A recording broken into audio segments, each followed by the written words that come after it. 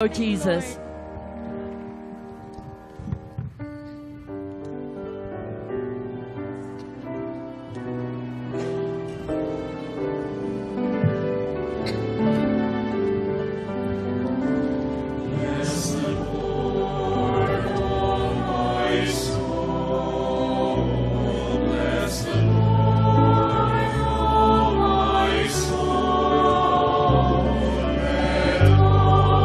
Let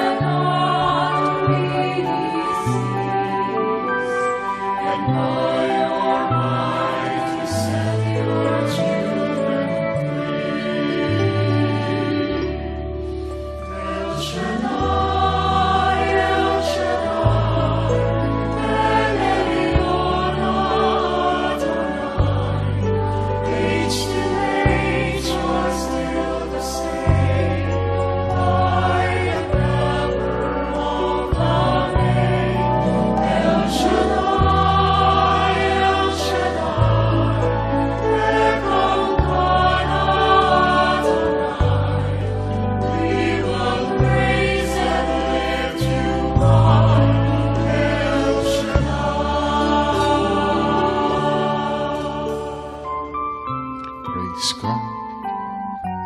Blessed be the name of the Lord, and blessed be the name of Jesus. Hallelujah, hallelujah. Glory to God. Glory to Christ Jesus. Hallelujah, hallelujah.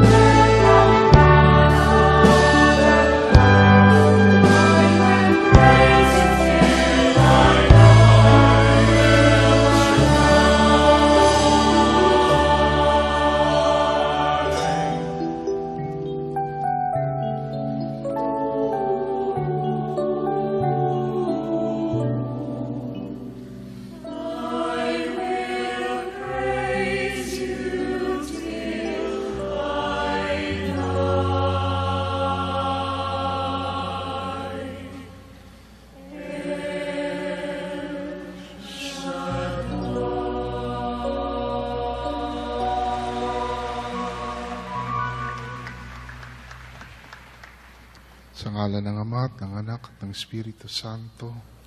Amen. Banal na Diyos at dakilang Ama, Diyos na may likha ng langit at lupa, ng lahat ng bagay na nakikita at hindi nakikita, Diyos ni Abraham, Isaac at Jacob, muli sa gabing ito at sa dakong ito, patuloy ka namin pinupuri at sinasamba sa Espiritu at katotohanan. Linuluwalhati at pinasasalamatan ka namin sa inyong kabutihan at katapatan, at humihingi kami ng kapatawaran para sa aming mga kasalanan. Abutin niyo po kami ng inyong mahabagin at pagpalang kamay upang ang lahat ng mga may karamdaman at may sakit inyo pong ganap na pagalingin. Ang lahat ng pinaghihinaan at nalulumbay inyo pong palakasin at patatagin. Ang lahat ng aming mga problema inyo pong tugunin. At ang lahat ng aming mga pangangailangan inyo pong punuin. Pagpalain niyo po kaming lahat na nandito ngayon sa inyong banal na harapan. Pagpalain niyo rin po ang lahat ng makikinig at makakarinig ng inyong mabuting balita. Pagpalain niyo po ang aming pakikinig sa inyong mabuting balita. At higit sa lahat, pagpalain niyo po ang inyong mabuting balita upang ito ang maging daluyan ng inyong tanda, himala, kababalaghan, pagpapala at kapangyarihan. Ito po ang aming samot dalangin sa ngalan ng Ama at ng Anak at ng Espiritu Santo. Amen.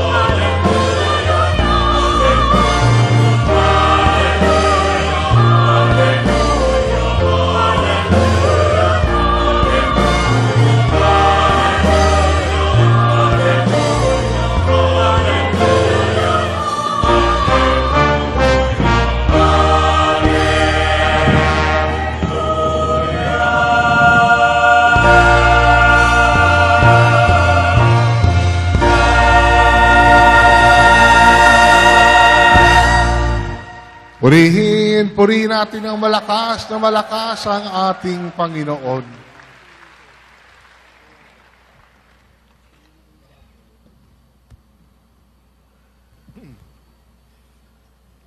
Brothers and sisters, tonight's healing message is taken from the Gospel of our Lord Jesus Christ, according to Matthew chapter 13, verses 1 to 23.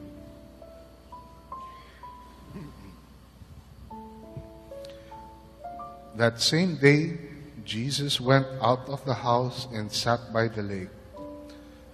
Such large crowds gathered around him that he got into a boat and sat in it, while all the people stood on the shore. Then he told them many things in parables, saying, A farmer went out to sow his seed. As he was scattering the seed, some fell along the path, and the birds came and ate it up. Some fell on rocky places, where it did not have much soil. It sprang up quickly, because the soil was shallow. But when the sun came up, the plants were scorched, and they withered because they had no root. Other seed fell among thorns, which grew up and choked the plants. Still other seed fell on good soil, where it produced a crop, 100, 60, or 30 times what was sown. He who has ears, let him hear. The disciples came to him and asked, Why do you speak to the people in parables? He replied, The knowledge of the secrets of the kingdom of heaven has been given to you, but not to them. Whoever has will be given more, and he will have an abundance. Whoever does not have, even what he has will be taken from him. This is why I speak to them in parables. Though seeing, they do not see. Though hearing, they do not hear or understand. In them is fulfilled the prophecy of Isaiah.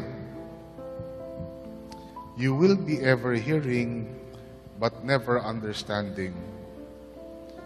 You will be ever seeing, but never perceiving.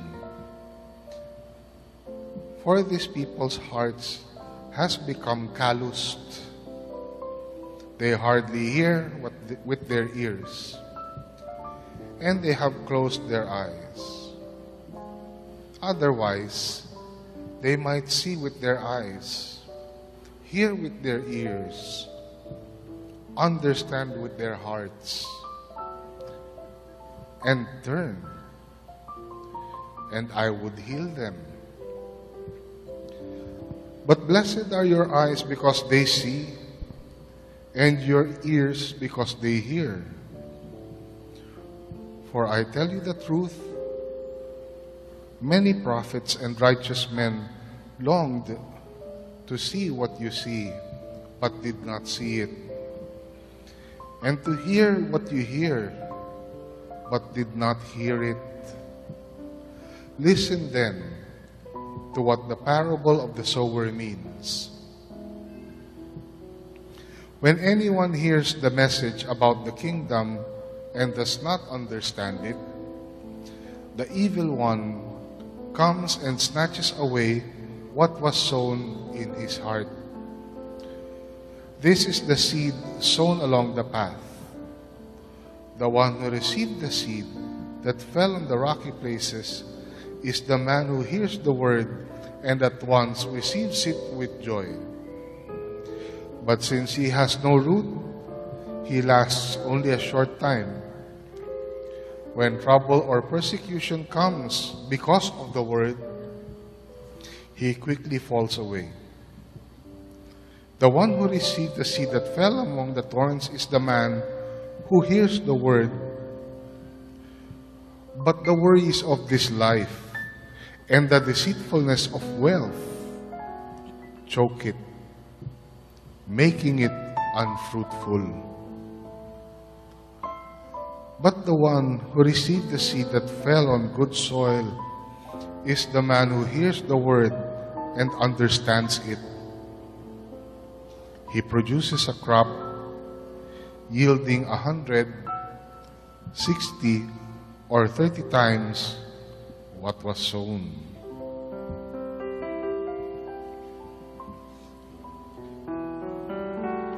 Noon ding araw na iyon, si Jesus ay lumabas ng bahay at naupo sa tabi ng lawa. Pinagkalipumpunan siya ng makapal na tao. Kaya sumakay siya sa isang bangka at doon naupo. Nasa dalampasigan naman ang mga tao at nagturo siya ng maraming bagay sa pamamagitan ng mga talinghaga. May isang magsasakang lumabas upang maghasik. Sa kanyang paghasik ay may binhing nalaglag sa tabi ng daan. Dumating ang mga ibon at tinuka ang mga iyon. May binhi namang nalaglag sa kabatuhan. Sapagkat manipis lang ang lupa roon, sumibol agad ang binhing iyon, ngunit nang mapabilad, palibhasay, sa matinding sikat ng araw ay natuyo, palibhasay, walang gaanong ugat.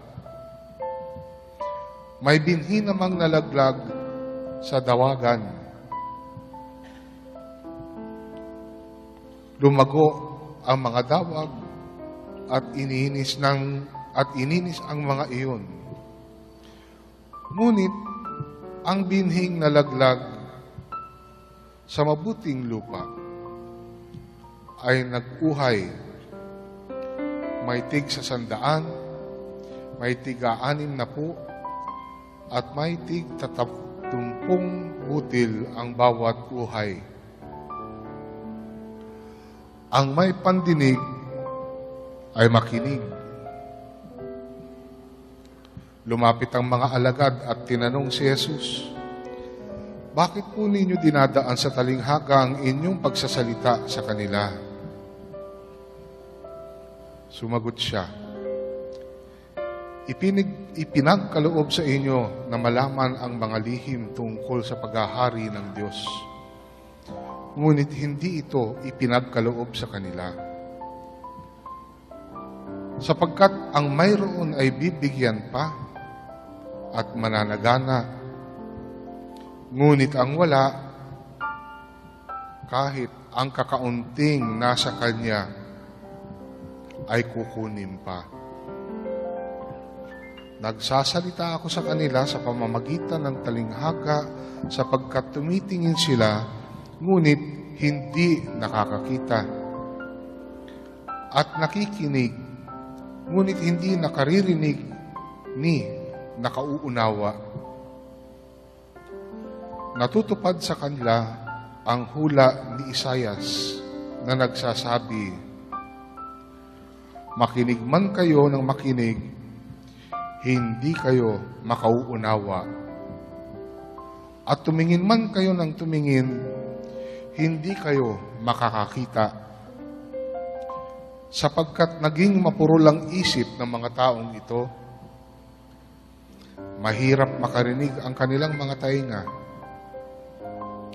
at ipinikit nila ang kanilang mga mata. Kung di gayon, isinsanay, nakakita ang kanilang mga mata, nakarinig ang kanilang mga tainga, nakaunawa ang kanilang mga isip, at nagbalik loob sa akin, at pinagaling ko sila. sabi ng Panginoon. Mapalad kayo sapagkat nakakikita ang inyong mga mata at nakaririnig ang inyong mga tainga. Sinasabi ko sa inyo, maraming propeta at matutuwid na tao ang nagnasang makakita sa inyong nakikita. Ngunit hindi ito nakita at nakarinig at makarinig sa inyong naririnig. Ngunit hindi ito napakinggan.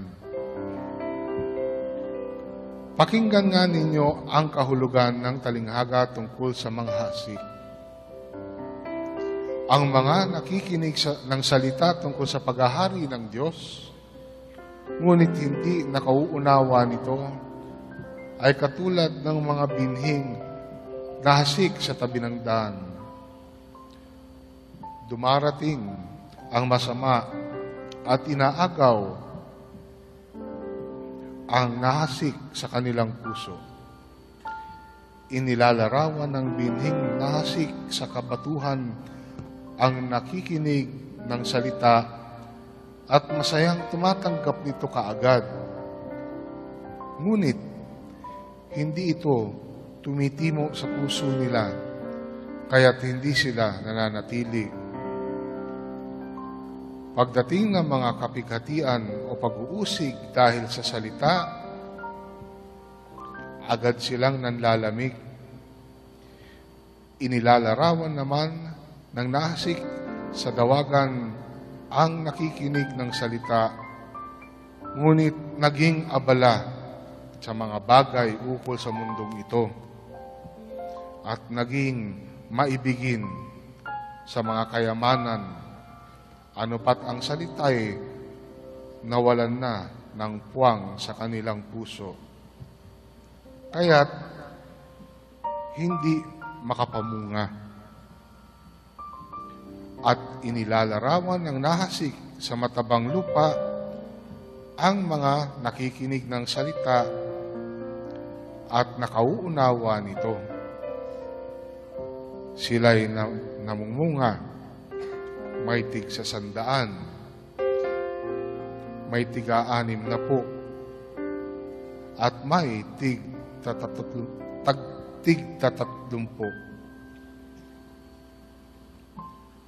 Mga kapatid, ito po ang mabuting balita ng ating kaligtasan. Blessed be the Lord, God Almighty.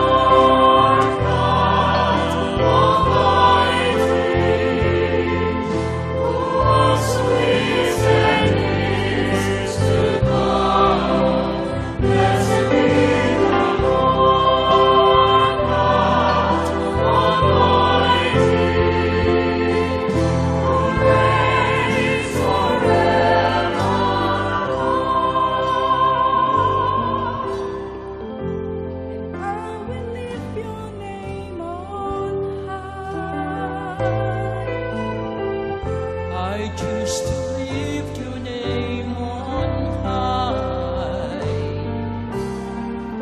I lift your name like a banner in the sky, and I will lift your name on high. Blessed be the Lord God Almighty, who was, who is, and is to come. Blessed be the Lord God Almighty, who reigns forevermore. Blessed be the Lord God Almighty, who was, who is, and is to come. Blessed be the Lord God Almighty, who reigns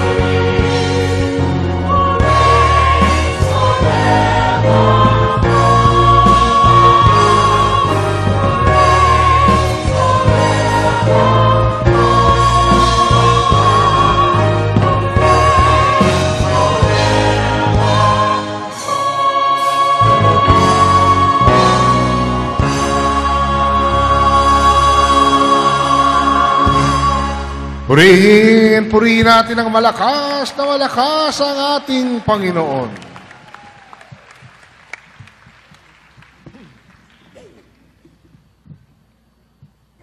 Mga kapatid, isang maganda at mapagpalang gabi sa inyong lahat. Tonight, brothers and sisters, I have good news for you.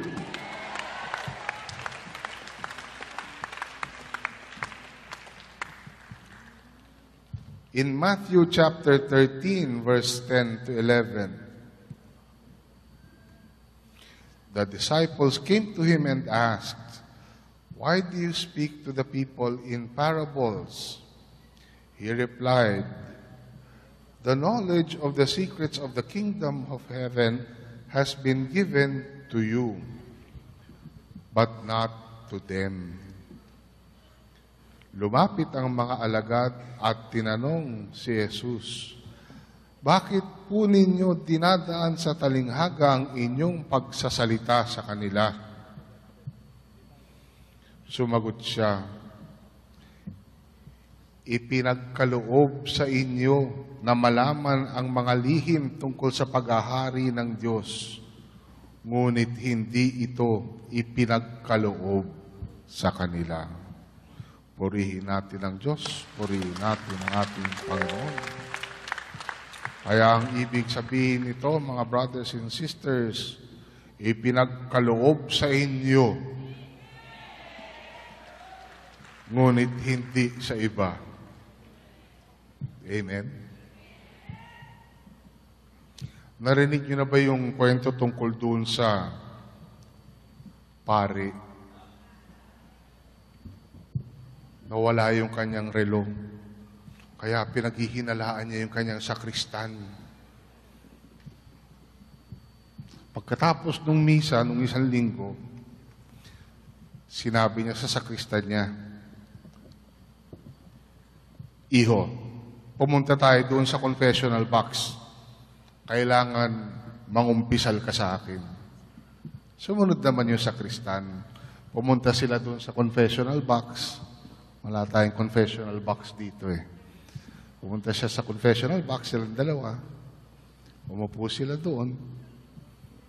Tapos, tinanong nung pari yung sakristan, "Iho, magtapat ka sa akin. Di ba ikaw ang kumuha ng aking relo?" Sabi nung sakristan, "Father, hindi ko po kayo marinig." Dinagtalong uli yung pari. "Ang sabi ko, Iho, magtapat ka sa akin. Di ba ikaw ang kumuha ng aking relo?" Sumagot uli yung sakristan, "Father, hindi ko po kayo marinig." Nilakasan palalo ng pari yung kanyang boses. Sinabi niya, Iho, di ba ikaw ang kumuha ng aking relo? Sabi nung sakristan, Father, mabuti pa magpalit tayo para magkarinigan tayo. Sabi nung pare, o sige, magpalit tayo. Nagpalit sila ng kwarto. Yan. Sa confessional, di ba alam niyo yun? O. Ngayon, nung nagpalit sila, yung bata naman na nagtanong, Father, di ba pumasok kayo sa kwarto ng labandera kagabi? Ang sabi ng pare, oo nga, hindi ako makarinig dito sa lugar na to. Purihin natin ang Diyos, purihin natin ang ating Panginoon. At tawagin na natin ang ating punong lingkod, si Brother Mike C. Velarde.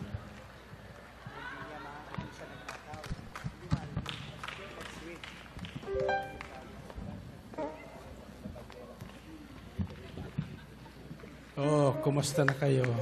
Thank God, I am blessed, happy and prosperous talaga. Magaling na, mayaman pa, matalino, matuwid, marangal, wagas ang pag-ibig, malaya, payapang kalooban, Maginhawa at matagumpay.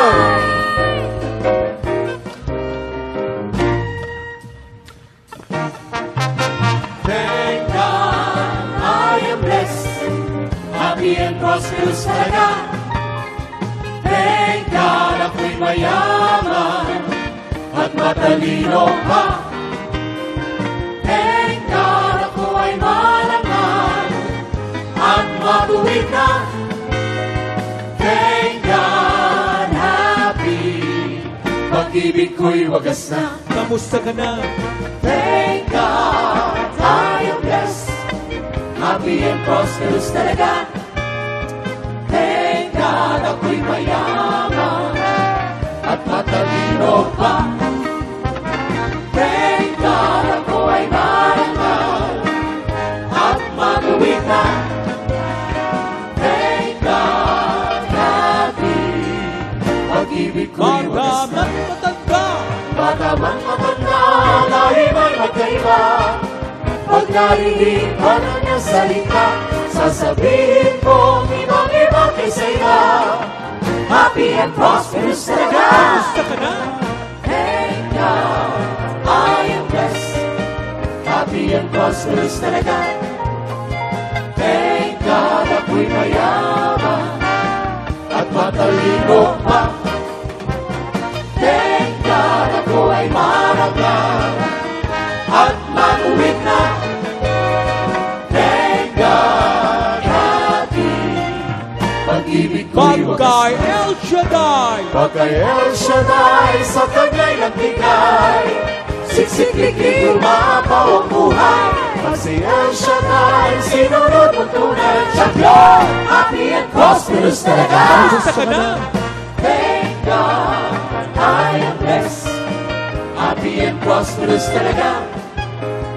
Thank God, ako'y mayaman at matalino pa.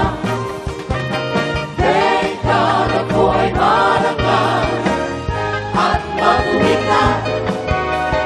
Thank God, happy, pag-ibig ko'y wagas Pagkay na. El Shaddai. Pagkay El Shaddai sa kanya'y nagbigay, siksik-liklik umaapaw ang buhay. Pag si El Shaddai sinunod mo tunay, champion, happy and prosperous talaga. Kamusta ka na? Thank God, I am blessed, happy and prosperous talaga. Thank God, ako'y mayaman at matalino pa. Thank God, ako ay marangal at matuwid na. Thank God, happy, pag-ibig ko'y wagas na. Kamusta ka na? Thank God, I am blessed, happy and prosperous talaga. Thank God, ako'y mayaman at matalino pa. Thank God, ako ay marangal at matuwid na. Thank God, happy, pag-ibig ko'y wagas na. Happy and prosperous talaga. happy and prosperous talaga.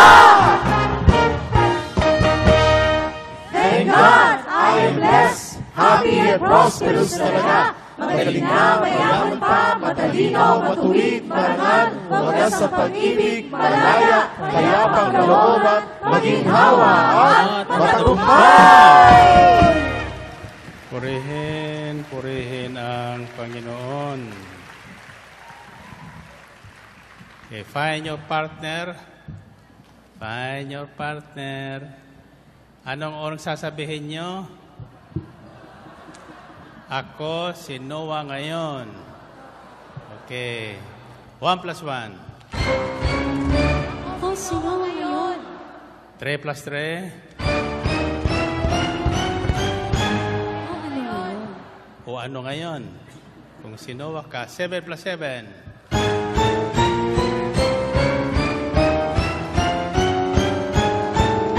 Mapalad ako sapagkat hindi ako makakalimutan ng Panginoon. Purihin, purihin ang Panginoon. Tasang kamay, tasang kamay. Iyan ang ating bagong password ngayon, sa mga taga-El Shaddai. Pag nagsasalubong kayo, sabihin mo, ako si Noah ngayon. Pag sumagot sa iyo ang sinabihan mo ng, o ano ngayon, yakapin mo. Nangangahulugan nyo na kayo'y parehong si Noah ngayon. Ibig sabihin, kayong lahat ay magiging mapalad tulad ni Noah. Amen ba?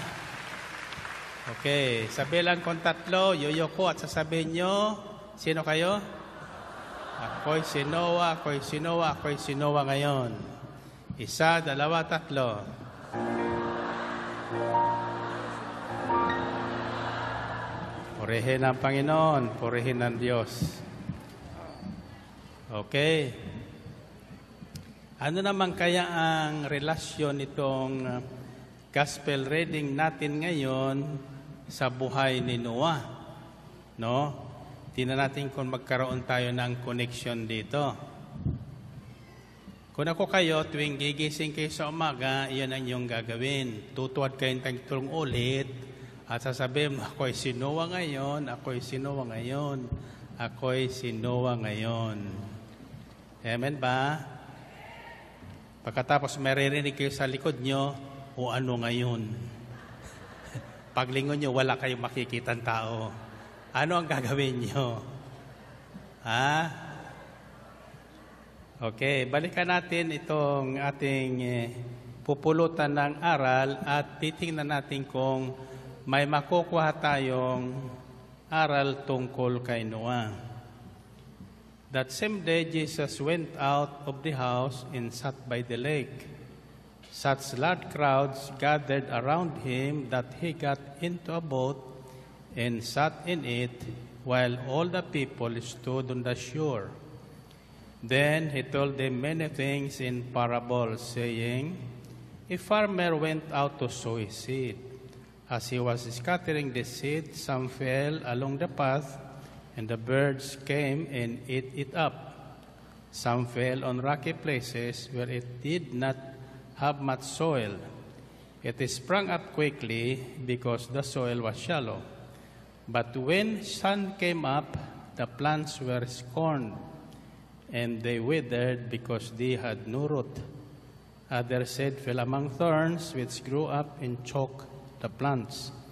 Still other seed fell on good soil, where it produced a crop 100, 60, or 30 times what was sown. He who has ears, let him hear. The disciples came to him and asked, Why do you speak to the people in parables? He replied, The knowledge of the secrets of the kingdom of heaven has been given to you, but not to them.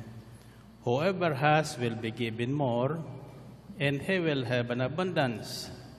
Whoever does not have, even what he has, will be taken from him. Purihin natin, Panginoon.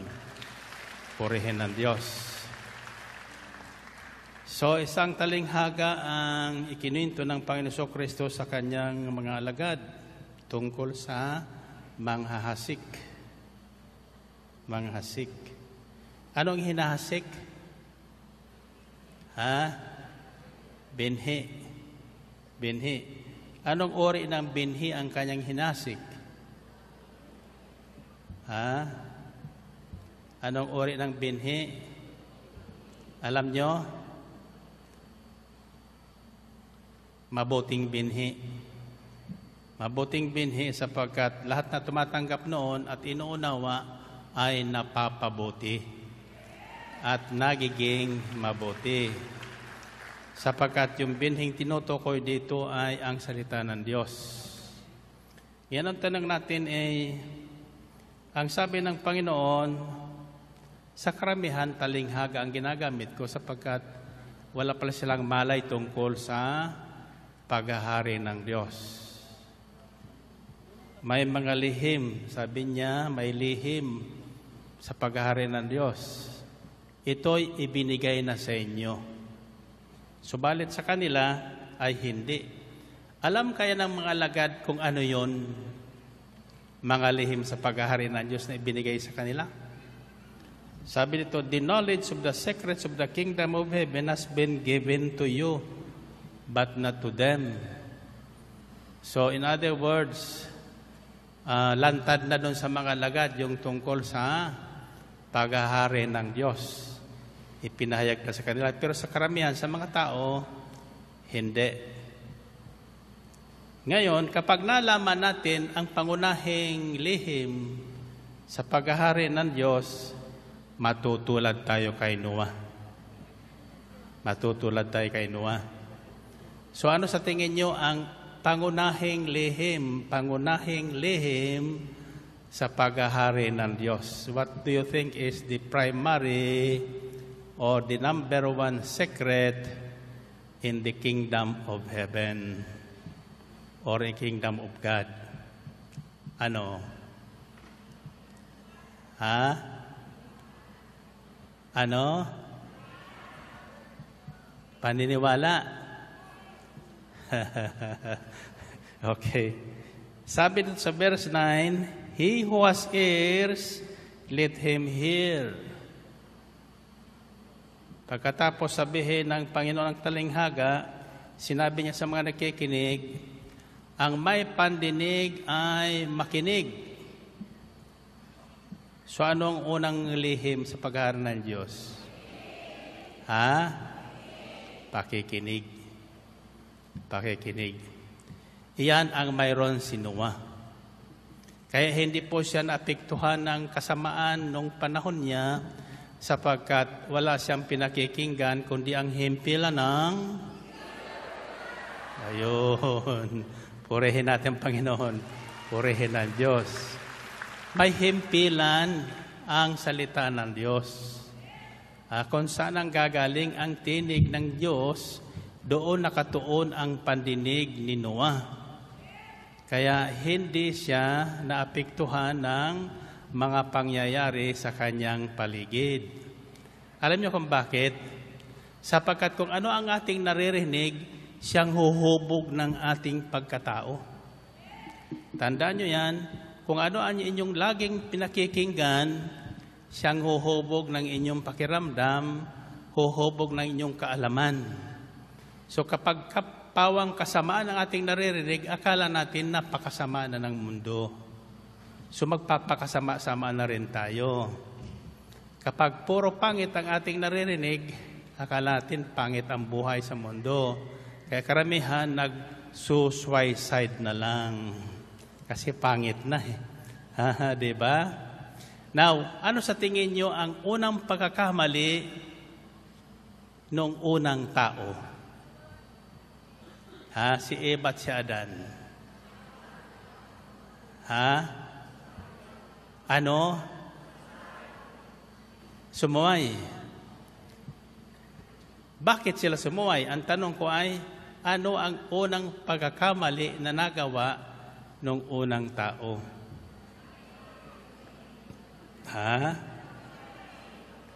Hindi sila nakinig. Hindi sila nakinig, kaya sinalin lang nung ahas. Sapagkat habang nagsasalita ang Diyos, nagbibili ng Diyos sa kanila, yung ahas nakikinig doon sa sanga. Silang dalawa laman nakasandal doon sa puno, naghaharutan, nagkakalabitan. Maunamaan nyo ba sinasabi ko kung kayo magkakalabitan? Kung kayo nagbubulong-bulungan? Ugali po ng tao yan, sa totoo lang. Alam nyo, kasi ako, ugali ko ngayon, pinakukunan ko kayong lahat ng kamera. Habang may nagsasalita rito, nagpapatotoo, o kaya nagbabasa ng Ebanghelyo, lalo na pagbabasa ng Ebanghelyo, hindi nyo alam, kinukunan po kayo ng kamera. Kino-close up kayo, lalo na po yung nagkakalabitan, lalo na po yung nagbubulong-bulungan. So habang kayo ay nagbubulong-bulungan, kahit na malakas ang sigaw dito ni Brother Ning, I have good news for you. Hindi nyo naintindihan na narinig yun. Kaya wala kayong reaksyon. Pero kung ang inyong pandinig ay nakatuon doon sa mabuting balita, pag narinig yung good news, nabubuhayan kayo. Nabubuhayan kayo. Bakit? Pag inanunsyo ng anghel, I have good news for you, tsak galing sa Diyos yun. Tsak galing sa Diyos yun. At ang salita ng Diyos ay katulad ng isang mahimalang binhi. Binhi.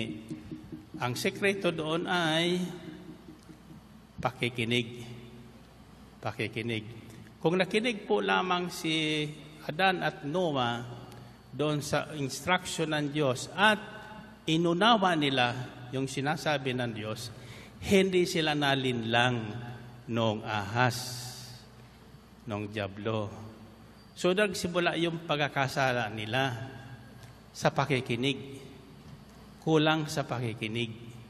For example, ang nakaraang ebanghelyo na aking narinig sa ating himpilan, kasi ako'y nagmomonitor, na inulit-ulit ng ating mga katulong na nagpapahayag dito, yung ebanghelyo na nakaraang linggo, ano yon? Tungkol kay Marta at Maria. Ano yung pagkakaiba ng dalawa? Masama ba yung ginawa ni Marta? Hindi, kailangan din yun. Kailangan din yun. Kaya lang, nung pagkakataon yun, at that time, hindi pangkaraniwan yung kanilang bisita na dumating.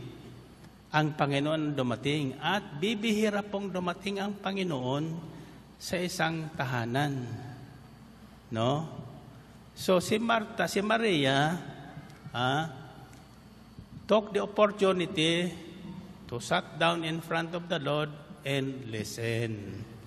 Pakikinig. So, yun ang unang priority niya.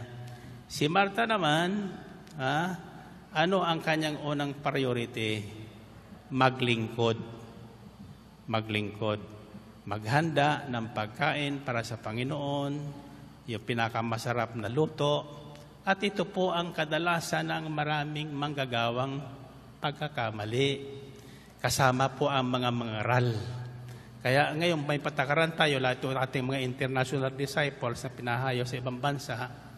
After a year or two, pinababalik ko dito sa Maynila for another retraining or giving them time to be quiet and to listen. Yung pakikinig, mahalaga po sa Diyos yun. Kasi ang problema natin, kapag tayo ay may trabaho na, may tungkulin na, nagiging busy tayo. Na hindi naman masama yun. No, kaya lang, kahit sa gawain na ganito, pagdating ng panahon ng sandali ng paghahasik ng mabuting binhi o ng salita ng Diyos, dapat tigilan lahat. Tigilan lahat para magkaroon ng panahon para makinig ng mabuti kung ano ang sasabihin ng Panginoon sa atin. Amen ba? Sa gayon, pati yung ating tungkulin, gawain, pagkatapos noon magiging magaan. Hindi tayo mahirapan sapagkat sa pamagitan ng ating pakinig, nare-refresh po ang ating damdamin at ang ating kaisipan, higit tayong naliliwanagan sa kahalagahan ng ating ginagawa, paglilingkod.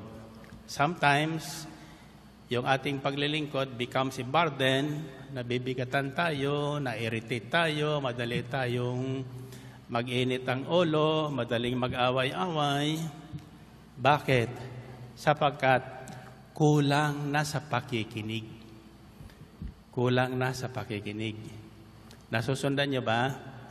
So ang unang sekreto sa paghahari ng Diyos ay pakikinig. Pakikinig. Mahirap po sa tao yung makinig. No? Mayroon akong panauhin kanina. Tinatandaan ko yung lahat na laging panauhin ko, lalo yung mga galing sa abroad o kaya mga dayuhan na nakapag-asawa ng Pilipina. No?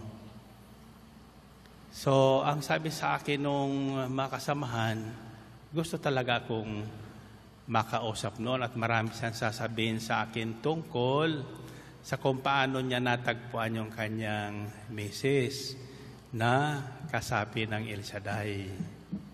Alam niyo, nandoon na sa aking harapan, hindi makapagsalita. Napakagwapo naman niya. At sabi ko ng asawa, napakatalino daw noon. Mataas pa ang IQ. Pero nang sabihin ko, what can you say? What can I do for you? Nakatingin lang sa akin. Nagduda tuloy ako. Purihin natin ang Panginoon. Purihin natin. Nagduda tuloy ako sa kanya at saka sa akin.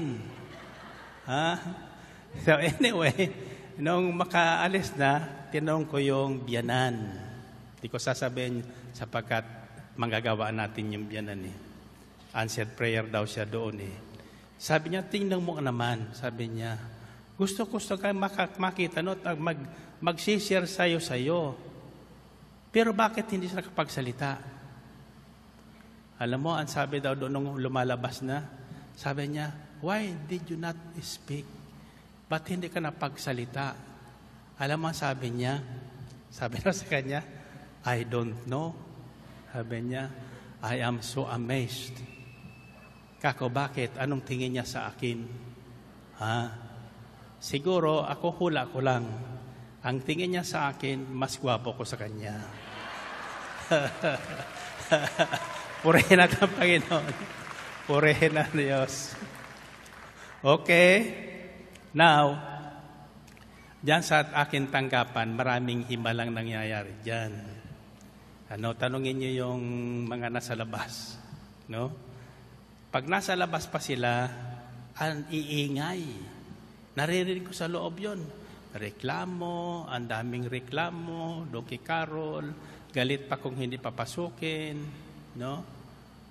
Pero pag nakapasok na, paglabas nila nakangiti na. Masaya na sila. Ang sabi sa akin ni Carol, Sir, bakit ganon? Nung nasa amin pa ang susungit. No? At saka ang papangit. Bakit na niya pag nakausap na kayo, paglabas nila, ang gaganda nila at naka-smile pa. Ang sabi ko naman sa kanila, kasi pangit kayo. Purihin natin ang Panginoon. Purihin ang Diyos. Nakita niyo ba? Alam niyo kung bakit? Ako kasi, pag kayo pumunta sa akin, wala kayo sa aking maririnig. Nakikinig lang ako. Mahilig ko sa mga chismis eh. Kasi puro chismis na ikukwento nila sa akin doon eh. So, pakikinig, mahalaga po yun sa paghahari ng Diyos. Yung mga bagay na hindi mo nalalaman, sa pakikinig mo lang, alam mo, to tell you the truth, I am learning from each one of you. Sa bawat taong nakakasalubong ko, nakakalubilo ko, nakakausap ko, nakakasama ko, kumibo man sa hindi, may natututuhan po ko. Natutuhan ako. May itinuturo sa akin ng Panginoon. Sabi ko, ang bida sa akin ngayon, alam mo kung ano, mga ibon at saka mga manok. Ibon sa mga manok. Ngayon, pag pumunta ka sa amin sa umaga, ang daming ibon doon. Mga maya. Humahalo doon sa mga sisiw. So, akala nila sisiw na rin sila. Siguro. So, nanginginain doon sa kung anong kinakain doon sa mga sisiw, kumakain din sila. May isa dong lumalaki, lalaking binatilyong manok. Pagkatabi, tapos galing namin sa jogging, upo ko doon sa isang silya, kasama yung aking mga disciple na kasama sa jogging, hindi umaalis yun doon. Yung isang yun. Nandoon talaga yun. Sabi ni Sister Belen, tingnan mo yung isang yan, mas matalino yan sa disciple. Kako bakit? Tingnan mo niya, nakatahimik lang nakikinig. Totoo po yun. Yung isang sabi ko, yan, pansabong ko yan. Pansabong ko kako yan. One of this is kako, gagawa ko ng tupada sa ambil. Purihin na ng Panginoon. Purihin ng Diyos. So, God is teaching us all the way. Each one of us is a lesson to everyone. Ikaw ay kwento ng Panginoon sa akin. Ako ay kwento ng Panginoon sa inyo. Nalalaman niyo ba yon? Sa aking sinasabi at sa inyong reaksyon, may mensahe ang Panginoon. Kasi hindi naman natin makikita ang Panginoon ngayon. Naririnig niyo ba ang Panginoon ngayon? Makikita niyo ba? Hindi. Kaya ngayon, sa tinuturo ko sa inyo, mga simpleng bagay nakakatawa. For example, yung ako si Noah ngayon. Sabihin niyo. Anong susunod? O ano ngayon? Di ba anong susunod? Mapalad ako sapagkat hindi ako makakalimutan ng Panginoon. Para hindi tayo makalimutan ng Panginoon, matuto tayong makinig. Matuto tayong makinig. Ang totoong pakikinig ay tahimik. Hindi po nag-iingay. Yung mata, yung tainga, yung isip, puso, nakatuon doon sa salitang pinakikinggan. Amen ba? So, one of the character trait of Noah is he is a good listener. Alam niyan, bigyan instruction si Noah paggawa ng daong. Detalyado po. Detalyado yung sukat, yung haba, yung lalim, yung lapad, kung saan yung bintana ilalagay. 3 palapag pala yun. Eksakto, iyon ang ginawa ni Noah. Paano niya natandaan yun? Pinakinggan niya ng mabuti. Bago siya nagpasimula, pinakinggan yung instruction ng Diyos ng mabuti. Tinandaan niya at inunawa niya. May mga tao, pag inutusan mo, hindi pa tapos ang utos mo, tumatakbo na. Pagkatapos babalik, ano nga yun? Totoo, hindi. May maroon dyan na mabilis, kumilos. Sa mga disciple, pinagmamasdan ko lahat yan. Mga nadyo-duty sa akin, mayroon dyan. Mabilis, hindi pa ka umuutos, tumatakbo na. Minsan yung ginagawa niya, hindi naman yung iutos ko pala. So, nauna siya sa wag ganon. Makinig muna tayo. No? Sa ating pakikinig, bigyan natin ng panahon ang Panginoon. Now, anong pagkakaiba ni Martha at ni Maria? Kasi related po ito doon sa pakikinig. Now, Martha did not commit some wrong, no? Tama lang maghanda, but it was not at the proper time. There's a time for everything. May panahon ang lahat ng bagay. May panahon ang paggawa, may panahon ang pakikinig. May panahon ang pagtulog, may panahon ang pagising. Sabi doon sa Ecclesiastes, there's a time for everything. A time to hear, and a time to stop listening. A time to hate, and a time to love. So lahat, pag nilagay natin sa panganahon, pati yung paglalab, minsan love ka ng love, wala na sa panahon. Nagiging biriko mo na lang. But when you reserve that for a special time, you will enjoy it. Amen? Amen ba? Because God is giving us all these gifts for our enjoyment, sabi sa Ecclesiastes.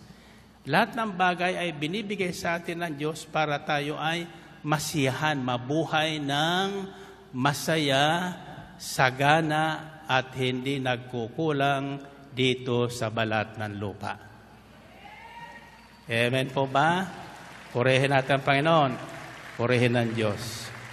So the second secret is understanding. Hindi lang basta tayo nakikinig, inuunawa yung pinakikinggan. Amen ba? Sabi niya dito sa this is why I speak to them in parables, because those seeing, they do not see. Nakatitigan niya, pero wala silang nakikita. Okay. Tumingin kayo sa akin.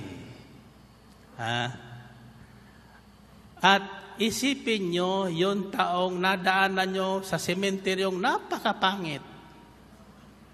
Habang kayo nakikita, nakakatingin sa akin, ano ang tingin nyo sa akin ngayon? Hindi. Kung kayo ay nakatingin nga sa akin, pero ang nasa isip nyo ay yung taong nadaanan yung sementeryong napakapangit, ano ang makikita nyo sa akin? Pangit din. Pangit din. So, ang ibig sabihin itong, those seeing, they do not see. You know why? Because nakikita nga, tumitingin nga, ang isipan naman napakalayo sa kanyang tinitingnan. Amen? Lalo kung galit ka sa tinitingnan mo, kahit napakagwapo noon, ang tingin mo, pangit. Pangit.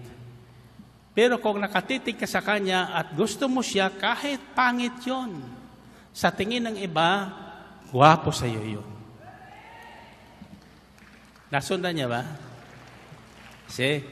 So, hindi maunawaan nung nakikinig sapagkat malayo yung kanyang iniisip habang siya ay nakikinig.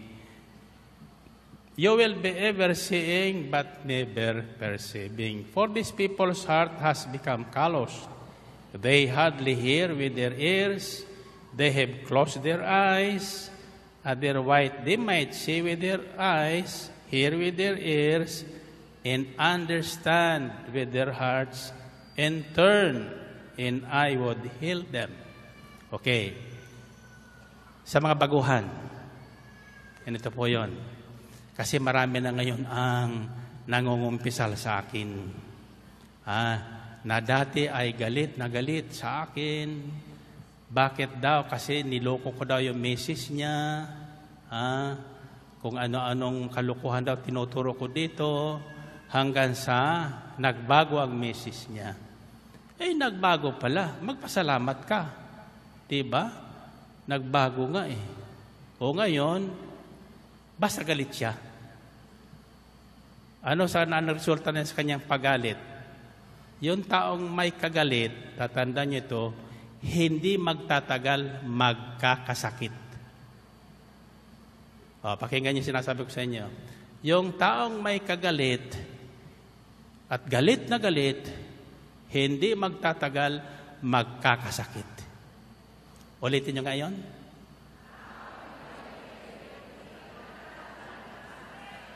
Okay. Yung taong may kagalit at galit na galit, hindi magtatagal, magkakasakit. Alam niyo kung bakit? Sumasama yung loob.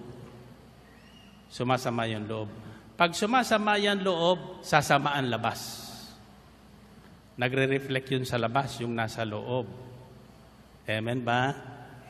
At sa kapag masama ang loob, may masasabi ka siyang mabuti? Wala. Lahat na sasabihin natin ay masama. So anong darating?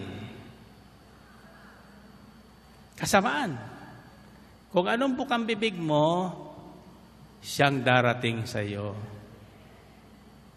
Amen ba? Okay. Mayroon tayo dito kapatid. Ito. Andyan. 92 na yung mister niya.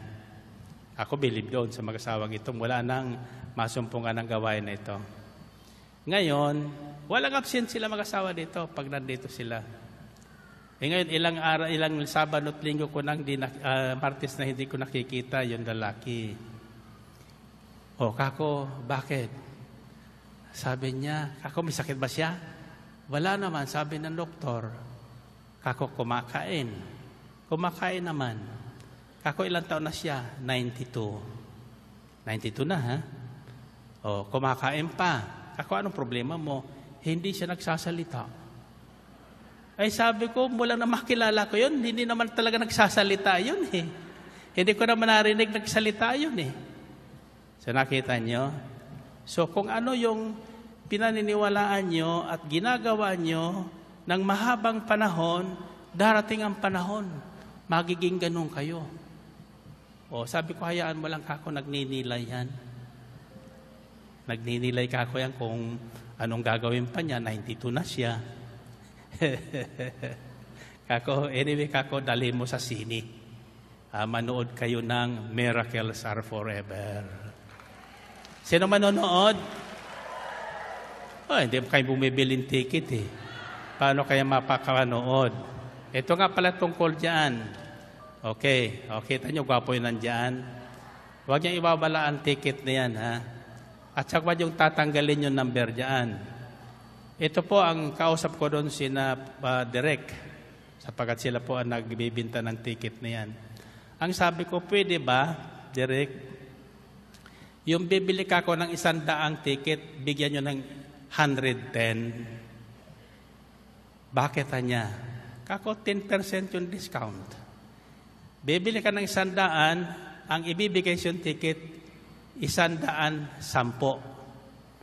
110. You pay for 100 tickets, you will get 110 tickets. Nakita niyo ba yon? Gusto niyo magnegosyo?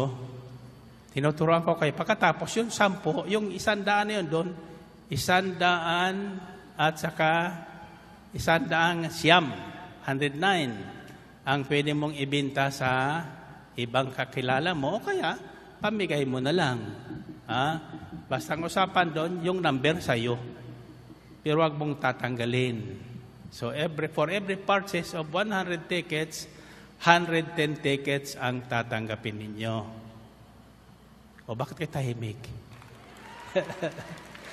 Hindi ba magandang balita yan? Tinuturuan ko kayo paano kayo magkakaroon ng himala. Tutuloy ko po ang sikreto sa paghahari ng Diyos. So una, pakikinig.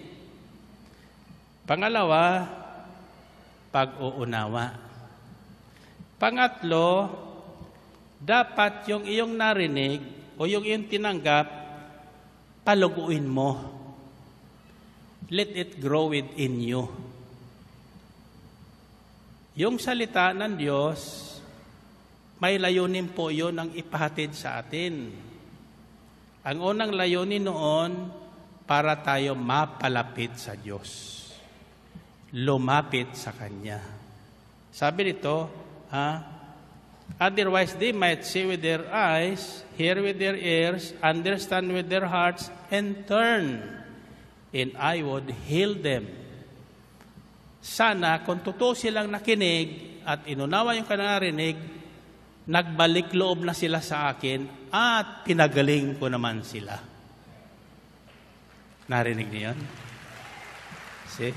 That's why the gospel, I call the gospel a healing message. Because the primary purpose of the gospel is to heal.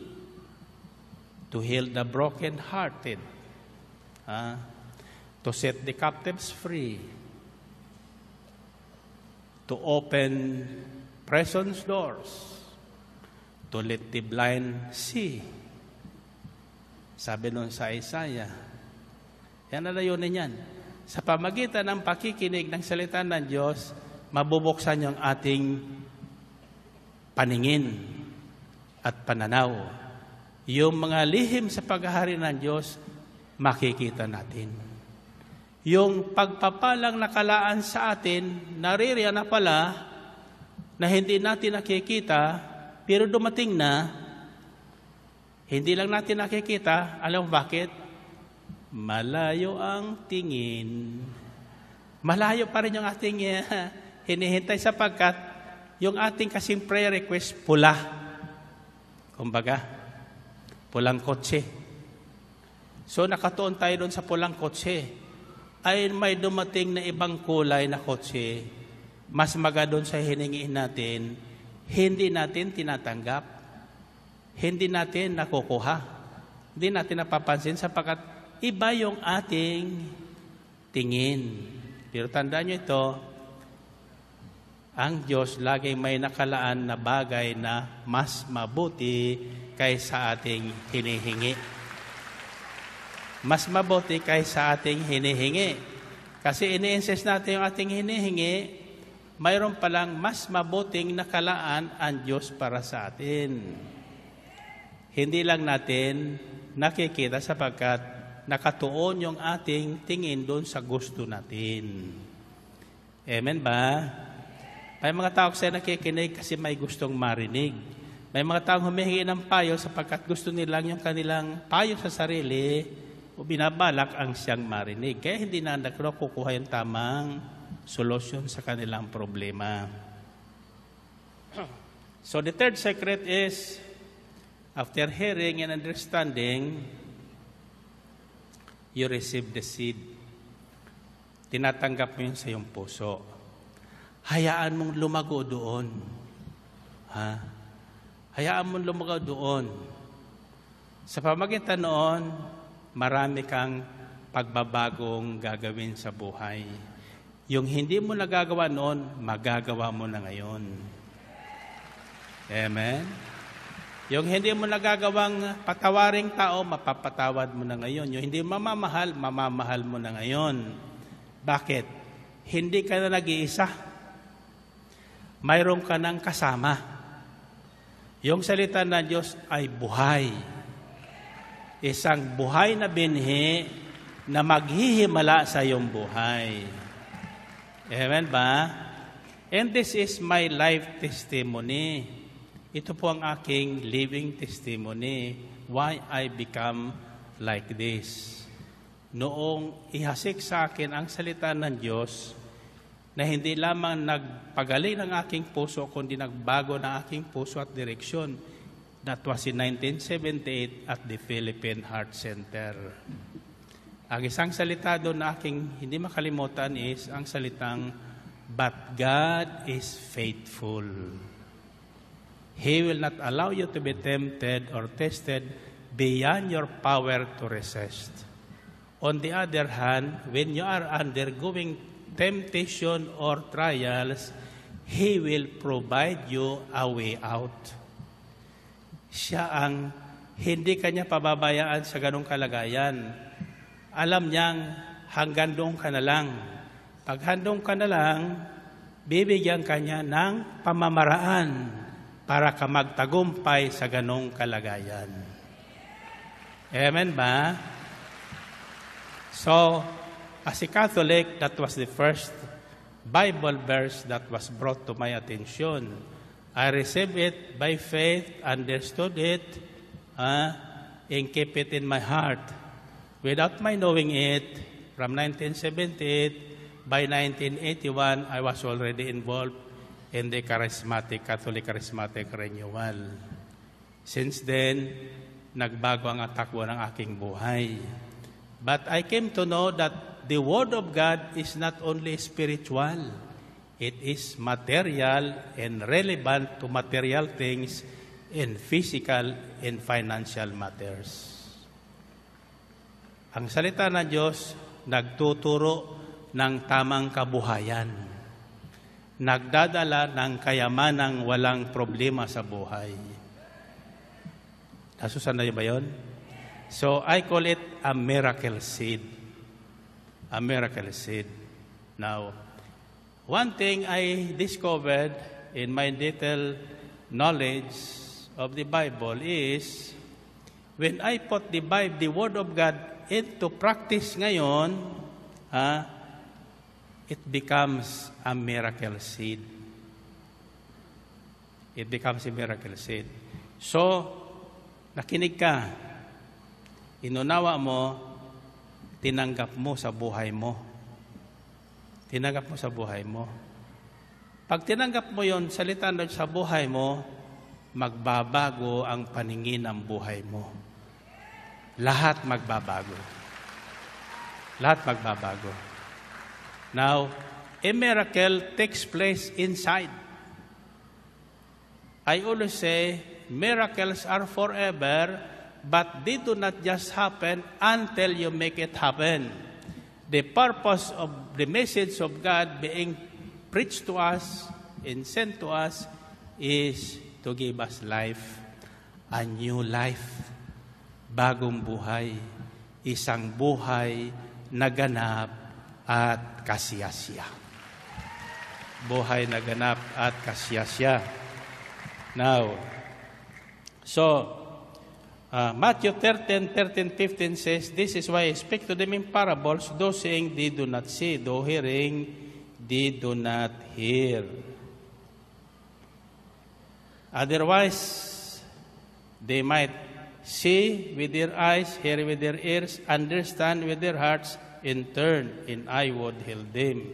So the eventual purpose is pagbabalik loob. Pakikipag-isa sa Diyos. Sa sandaling tayo ay makipag-isa sa Diyos, we are on the road to becoming like Noah. Narinig niyo yun?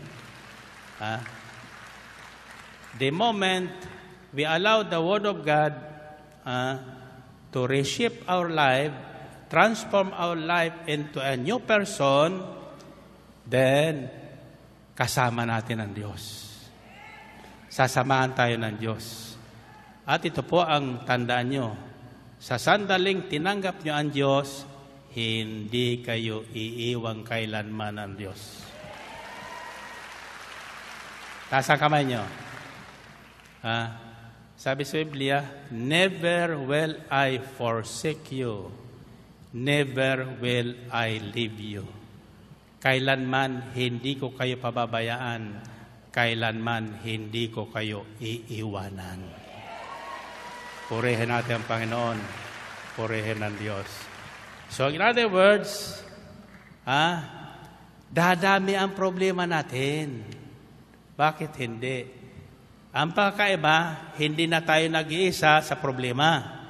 May kasama tayong alam ang solusyon sa lahat ng ating problema. Ang salita ng Diyos. So, binigay na ng Diyos yung solusyon. Sabi ng Panginoon sa mga alagad, the knowledge of the secrets of the kingdom of heaven has been given to you, but not to them. Hindi sinabing, the secrets of the knowledge of the kingdom of heaven has been learned by you. Hindi. Hindi kailangan matutuhan yon. Ibinibigay ng Diyos yun.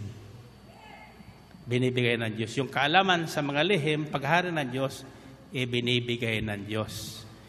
Paano naman natin tatanggapin yon? Sa pamagitan ng pakikinig. Pakikinig. At pag-uunawa. At finally,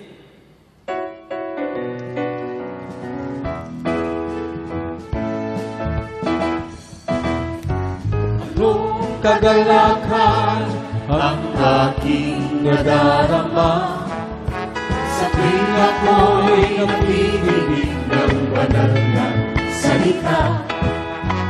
Nalaman ko ang susi ng kanyang mga himala sa gabay ng kanyang pinagpala. Finally, Ako ngayon'y may bagong buhay. Finally, ako ngayon ay pinagpala. ako ngayon ay pinagpala.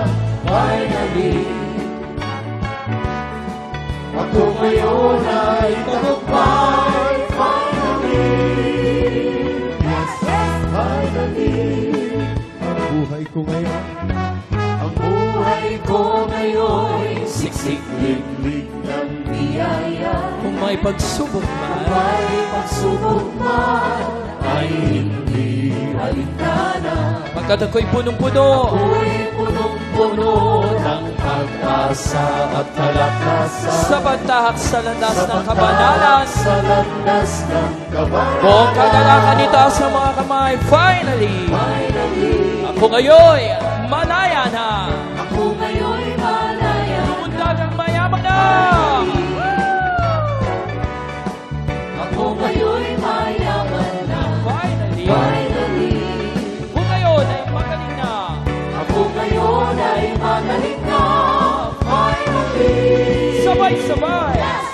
finally, And finally, finally, ako ngayon may bagong buhay. ako ngayon'y may bagong.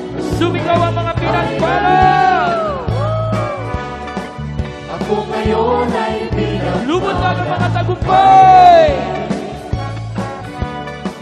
Ako ngayon ay tagumpay. Finally, Sabay-sabay. finally, And finally, finally, sabay-sabay. finally, Finally, finally, sabay-sabay. finally. Purihin ang Panginoon. Finally, taas ang ating mga prayer request. Yan. Prayer request, everything you have, handbags, wallets, passports, taas nyo.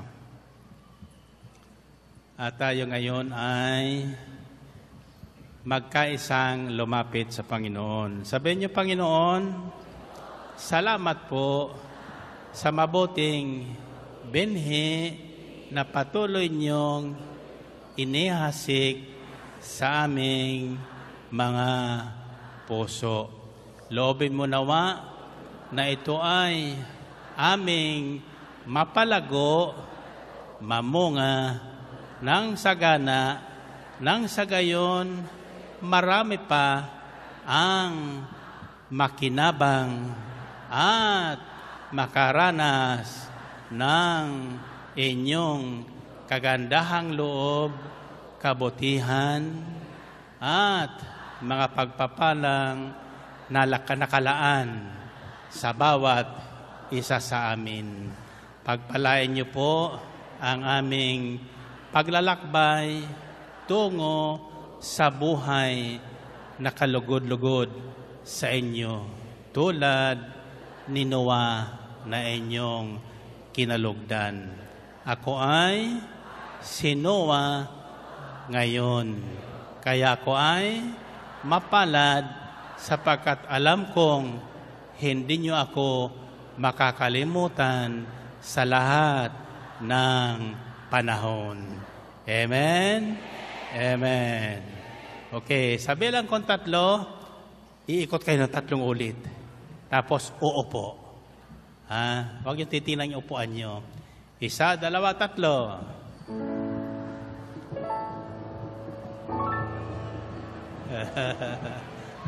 Oh, purihin ang Panginoon. Okay. So, asa na tayo? Pakikinig, pag-unawa, pagtanggap at pagpapalago. Ngayon, pag malago na, anong gagawin nyo doon? Itatago yung binhi? Hindi. Hindi nyo may tatago yun. Ako, maski anong gawin kong katatago, hindi talaga may tatago. Sapagkat kusang iuusbong yon. makikita yon.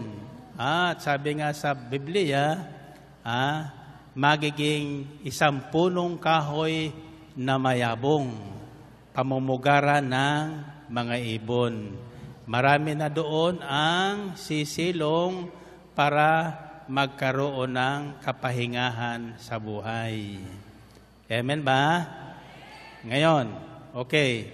We are now listening to the parable of the sower. Sower. Ano ibig sabihin ng sower? Manghasik. Manghasik.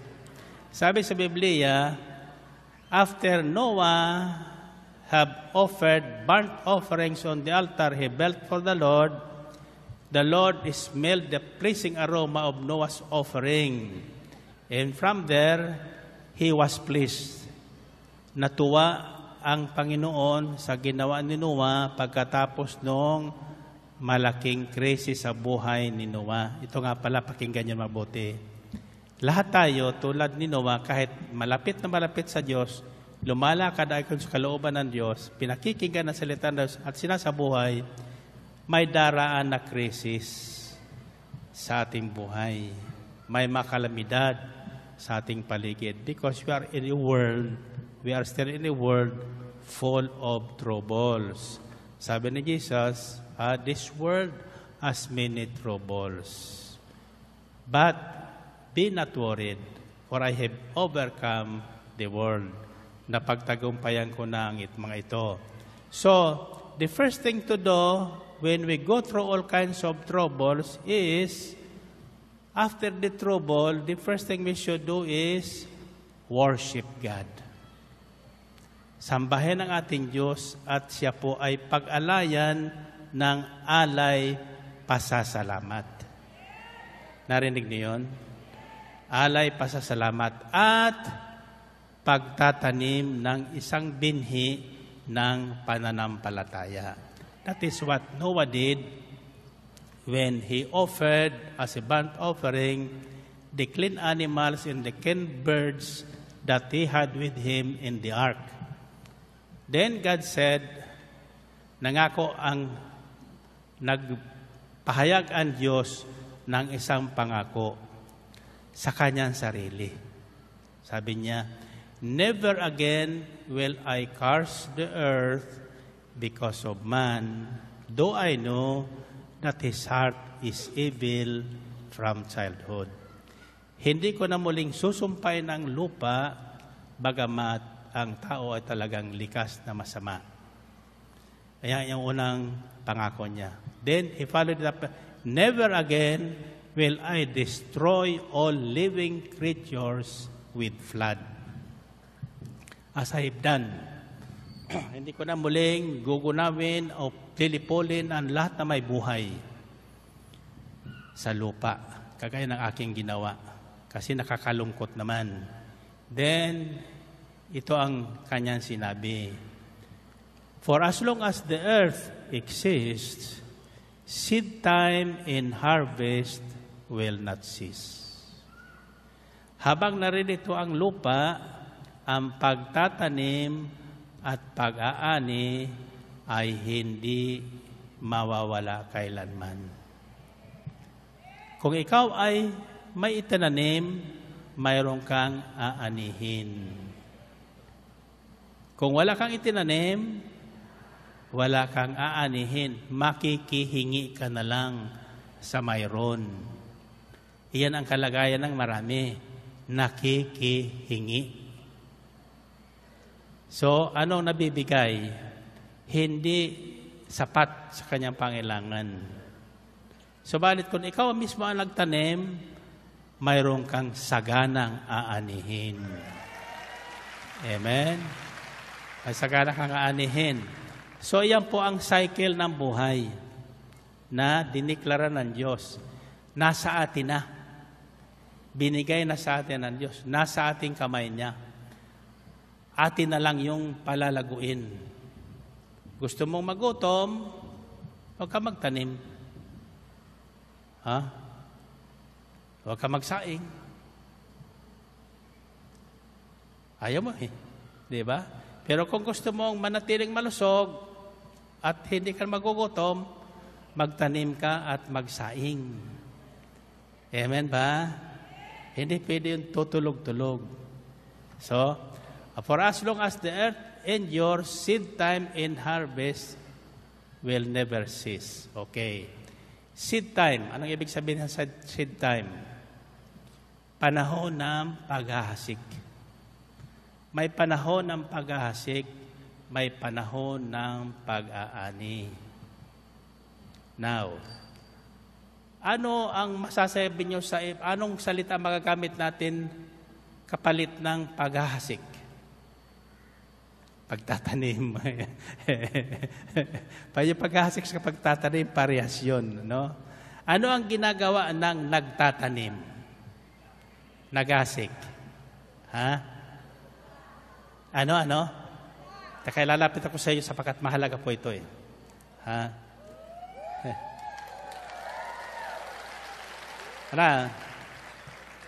Pag naghahasik ka, anong ginagawa mo sa binhi? Ha? Ibabaon mo sa lupa. Babaon mo sa lupa. In other words, yung hawak mo, ibibigay mo sa lupa. Lupa. Yung pagtatanim, the other word for sowing is giving. Giving. No? Ibinibigay mo sa lupa yung bining hawak mo.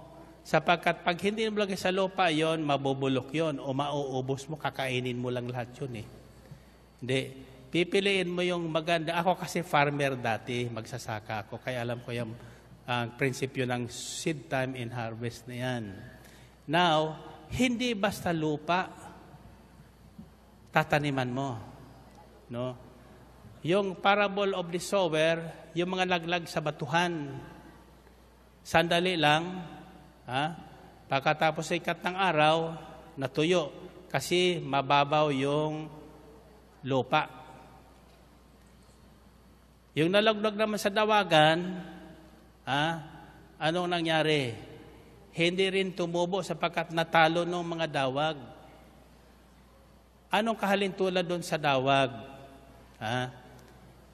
Yun yung mga alalahanin sa buhay.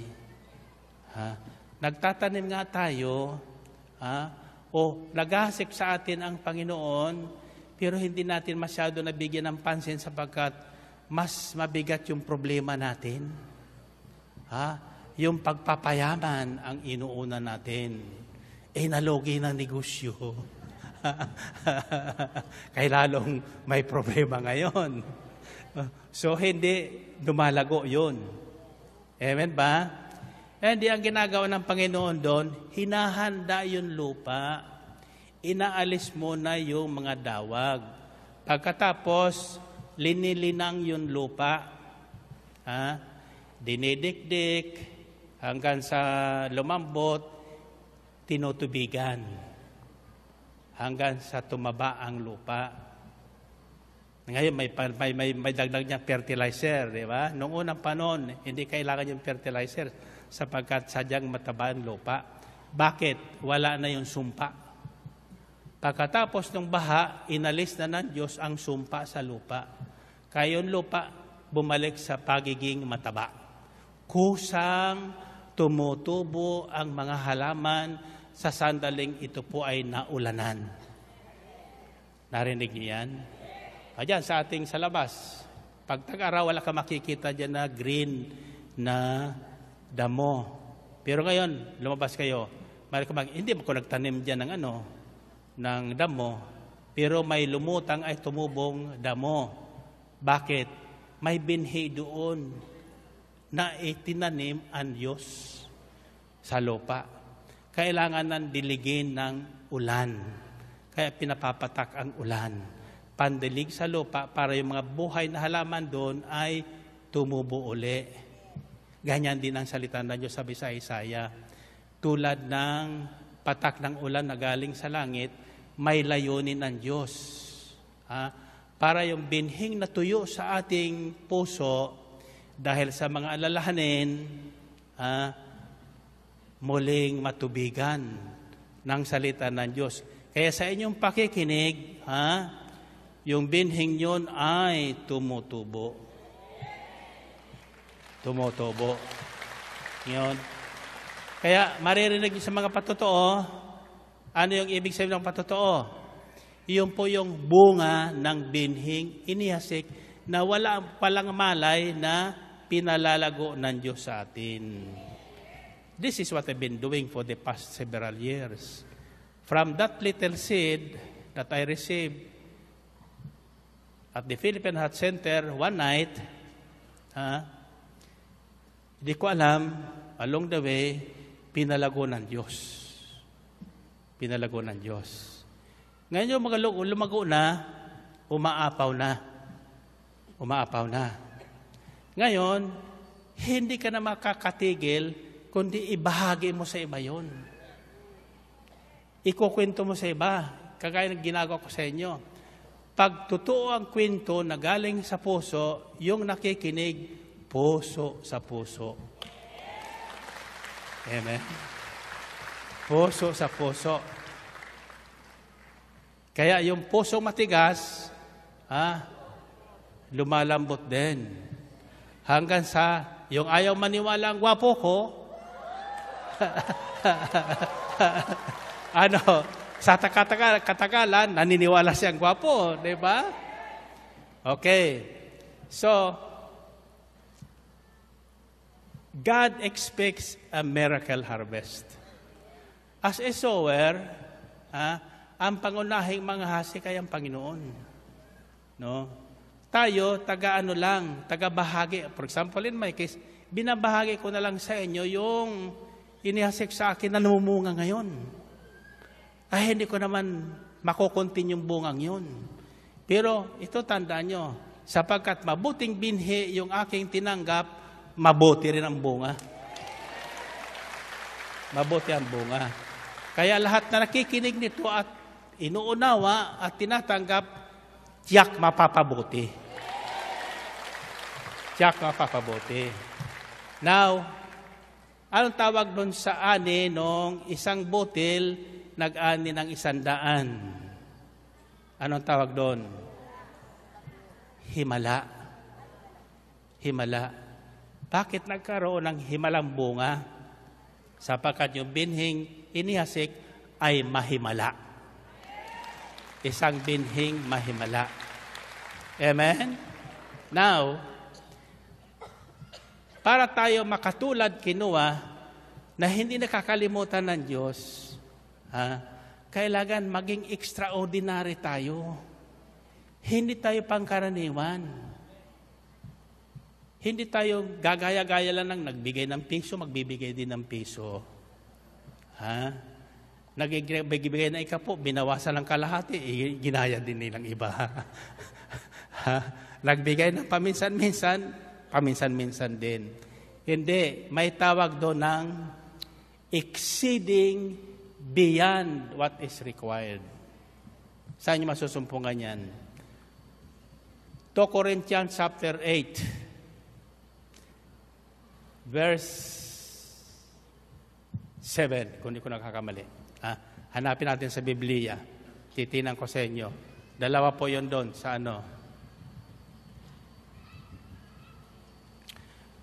But just, 2 Corinthians chapter 8, verse 7, but just as you excel in everything, in faith, in speech, in knowledge, in complete earnestness, and in your love for us, see that you also excel in this grace of giving. Kayo tanyag sa panampalataya. Mga taga-El Shaddai, tanyag sa panampalataya yan. Naniwala kayo? Sa pagpapahayag ng salita ng Diyos, magagaling magpatutuo yan. Minsan may dagdag pa. Sa kaalaman, marurunong yan.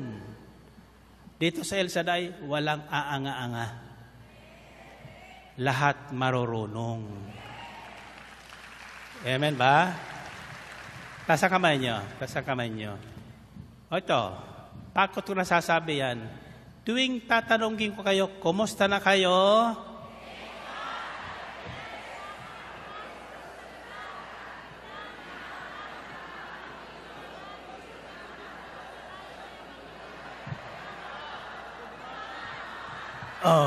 Maginhawa at matagumpay.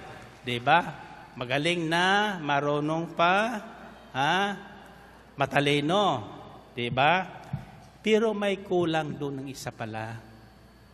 Tingnan nyo ito, See that you also excel in this grace of giving. Kayo'y tanyag sa panampalataya, sa pagpapahayag, sa kaalaman, sa kasipagan. Masipag yan, mangutang. At sa inyong pag-ibig sa isa't isa. Sikapin din ninyong manguna kayo sa pagkakawanggawa. O manguna kayo sa pagbibigay. See? Giving is a grace from God. It is in fact one of the highest form of grace. Giving, which is equivalent to sowing a seed. Everything that we give, pag nagbigay ka, it is like planting, sowing. You consider what you give as a seed you sow. And at the proper time, you will reap a miracle harvest. You will reap a miracle harvest. Saan niya masusumpungan yan? Nandun po yan sa Galatians chapter 6. 6. Verse 8 and following it says, the one who sows to please his sinful nature, from that nature will reap destruction. The one who sows to please the Spirit, from the Spirit will reap eternal life. Verse 9 says and 10 says, let us not become weary in doing good. For at the proper time, we will reap a harvest if we do not give up. Therefore, as we have opportunity, let us do good to all people, especially to those who belong to the family of believers. Therefore, as we have opportunity, bibigyan tayo ng pagkakataon na makagawa ng mabuti, makatulong sa mga nangailangan. Lahat na tulong na ibibigay natin sa nangailangan ay binhing mahimala na ibabalik sa atin ng Diyos. Pagdating ng takdang panahon, yung 1 piso mo, ibabalik sa iyo 1,000. Narinig yun? Yung 1,000 mo, ibabalik sa iyo 100,000. Always 100 times Diba? Yung 1,000,000 mo, ibabalik sa iyo 100,000,000. Amen ba? Ako nararanasan ko yan Kaya ako pag may birthday ako, namimigay ako. Kaya ngayon, ang aking pamimigay ay siguro aabotin ng 10 milyon na mga raffle regalo dito sa loob at saka sa labas ng Bakit? Ako'y may inaasahang 1 bilyong darating. Animala kayo doon? Totoo yan. Total, wala na si Kim Hinaris pwede ko nang masasabi yan Darating yun, darating. Amen ba? Totoo yan, totoo yan. Kaya ako, pagkatapos ng ating overnight, magbabakasyon sa Hong Kong. August 27, nasa Hong Kong ako. Pag pinalad kayo, baka magbigay pa ako ng raffle regalong kasama ko sa Hong Kong. Amen. Ito lang, tasa kamay niyo. The premiere showing of Miracles Are Forever ay 6 in the evening ng August 20 hanggang 8, hindi 2 hours yan hanggang 8 ng evening. Nandito lahat na artista niyan kasama natin. Yung lahat na nakikita dyan sa poster, ng mga artista, darating silang lahat. Kung hindi ko suswilduhan. Kaya darating lahat yon. Pwede kayo magpa-picture sa kanila. Tingnan ko kung sino magpa-picture sa kanila o sa akin. Anyway, ganito yun. Yung walang ticket, hindi mo na papasok dito sa Ambel. Papasok lang sila pagkatapos ng showing. Ay, wala silang ticket eh. Wala silang ticket. Kaya bumili na kayong ticket. Ay, di naman, mulang umaga ng Sabado, mayroon magbibinta ng ticket dyan sa mga gate. So, kung wala kayo yung ticket nyo, iwawala, ha? Papasok kayo, pakita nyo yung ticket nyo. Makikita yun kung talagang yung ticket nyo. Kung wala kayong ticket, doon na kayo bumili sa gate. Kung mayroon pang ticket na maiwanan, kaya mabuti bumili tayo ngayon. Ngayon, pagkatapos ng showing, saka magsisimula yung ating overnight na gawain. Alas 8. No? Hanggang sa alas 8 na lang kinabukasan niya, sapagkat kinabukasan, raraffle na yun. Huwag kayo mawawala, kayo alis agad. Although ang dasal ko, magsialis na. Para ma-forfeit yun. Para ma-forfeit. Malakas yata kung manalangin. At tira natin si malakas manalangin. Ako'y naniniwala na lahat na darating at manonood, paghihimalaan ng Diyos. Amen ba? Sabi yung salitang extra. Ulitin nyo. Anong sabi ng extra? Sobra. Dagdag. Kumbaga, ang hiningi lang sa atin, piso. Maroon dyan, ang hiningi, ikapo, di ba? Ikapo. Pero hindi naglilimit yun sa ikapo. Ako hindi na ako nagkukinta kung ikapo pa yun eh. Minsan, baliktad na nga, 90% pa. O minsan, naubos pa. Pero ito, tandaan nyo, ako hindi minsan naubusan. Bakit? Pag ako may kailangan na, bago ko masabi, may dumarating na. May dumarating na. Sabi nyo, maghahasik. So, ang ginagawa ko, yung sa panyanan, yung pamimigay ko, paghahasik yan. Sabi sa 2 Corinthians 9:6, remember this, he who sows sparingly will reap sparingly. But he who sows generously will reap generously. Ang naghahasik, paunti-unti, aani paunti-unti. Ang hasik naman ng marami, aani ng marami. Amen ba? So, kung kayo mamimingwit, sino sa inyo mangingisda dito? Hindi nyo alam yung pamimingwit. Ako, galing ko dyan, nangisda din ako.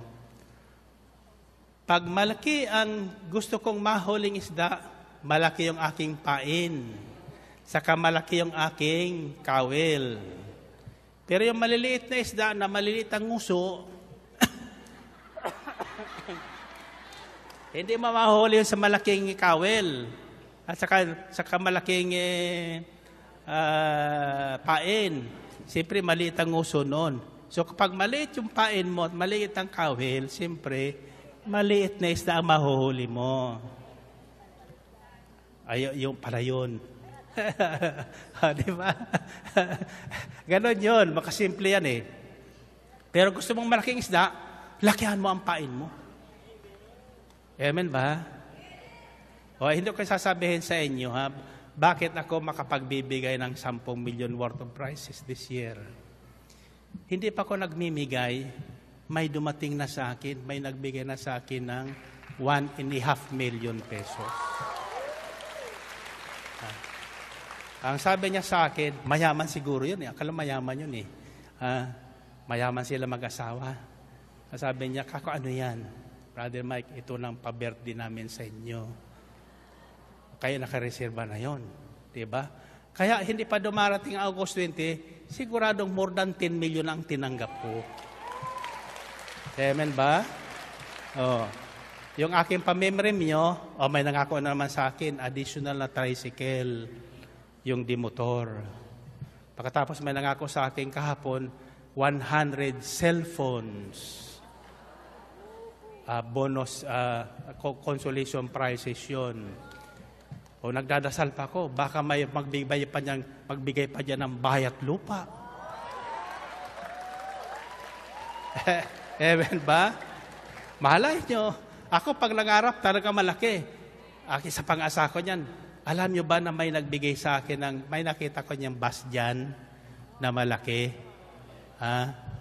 Bigay lang po yan. Magagamit na natin kasi namamasada itong ating mga gospel choir, ating mga preacher, sa mga outreaches nila, ibibigay sa kanila yan. Para mayroon silang hindi na sila mamamasada. Nagkakahalaga po yan ng malaki, ng mahigit 2 milyon ngayong bus na ngayon yan. Diba? So, tingnan nyo, basta dumarating lang Pag inisip ko, darating. Ito ang isipin ko para sa inyo. Ako pag birthday ko, hindi ko nag-iisip para sa akin Ang iniisip ko na lang para sa lahat na dadalo. Amen? Ito ang aking prayer request sa lahat na dadalo. Kasi sa Biblia yun Yung daw nagbigay sa isang propeta, tatanggap ng gantimpalang na uukol sa propeta. Yung nagbigay daw sa maliit na lingkod, kahit isang basong tubig, tatanggap ng 1 galon na agua belina. Tubig ang binigay Tubig ang binigay, di simple tubig yung tatanggapin niya. Amen ba? Kaya nagbigay sa akin ng 1,500,000, tsak kikita yun ng 150 million this year. Multiply yan, di ba? Nakikita niya na. Kaya kung mayabang pagdating salita ng Diyos, totoo kasi. Totoo ang salita ng Diyos.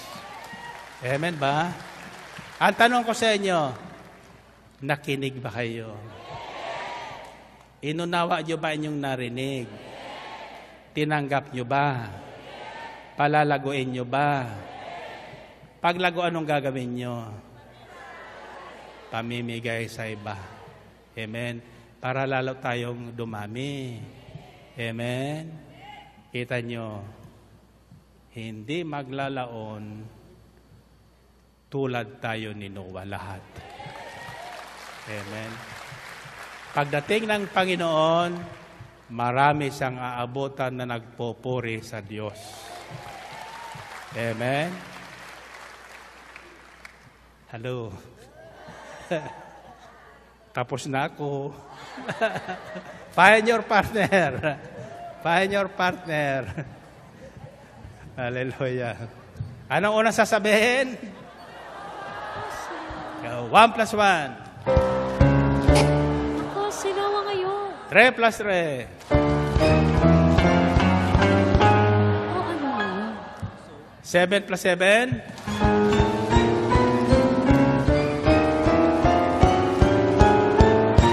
Palad ako sapagkat hindi ako makakalimutan ng Panginoon. Okay, tasa kamay. Ito nga nagsisigaw nyo, Mabuting binhi, mabuting ani. Mahimilang binhi, mahimalang ani. Are you ready? Tatandaan nyo kung anong tawagin nyo, darating sa inyo. Ano sasabihin nyo? Buting binhi, buting ani. Mahimalang binhi, Mahimalang binhi, mahimalang ani.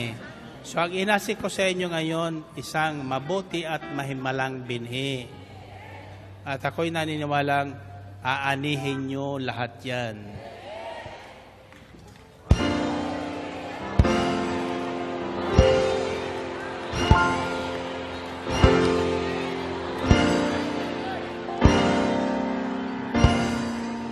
God bless you all. Pagpalain kayo ng Panginoon.